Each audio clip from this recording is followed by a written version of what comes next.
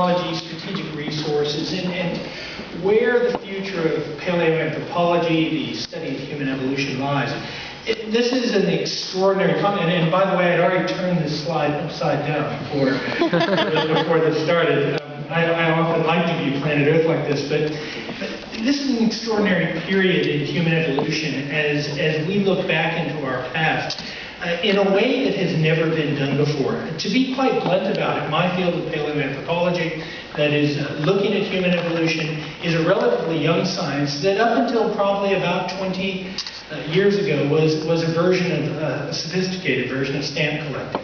And that is simply going out, finding these fossils, interpreting them in themselves, and then effectively bringing those to an interested world population that wanted to know about itself. In the last 20 years, it has fundamentally changed. A lot of that due to the reason that all of our sciences are changing. The dramatic increase in computers, the increase in the number of scientists, and the way we think about scientists. And a word that's traveled this auditorium today, and that is the concept of multidisciplinary approach and collaborations. And so what that has led to is an extraordinary difference in the way that we look at human origins. And what I'll put to you in just a little bit is that our science, literally within the past several years, has fundamentally transformed. And I'll illustrate a few of those points. But before I do that, just a brief primer on human evolution in Africa.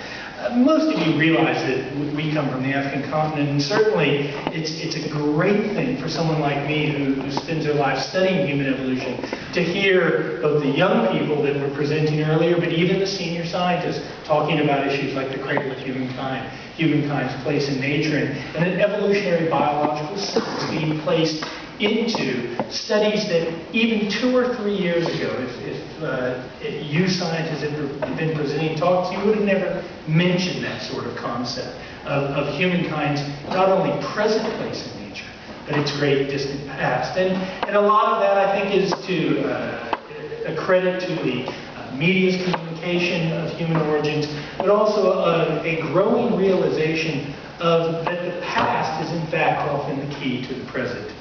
Future. We are an African species. We come out of this continent.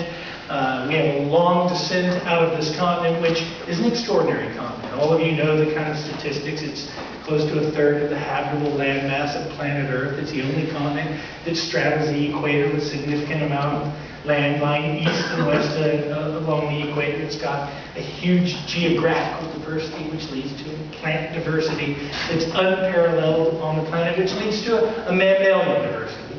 And it's all that is the reason why we come from Africa.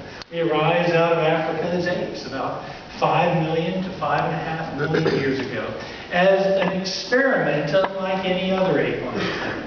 Apes on this planet are generally animals of tropical evergreen forests. Animals that climb trees, animals that seek their food resources in the canopy and tend to live along equatorial regions across the planet. But we experimented with something completely different than any other ape, and that is a form of locomotion utterly unique in the first major critical event in our history, and that is bipedalism, walking around on 2 legs. And so that becomes the first critical contribution out of Africa. It's a morphological one.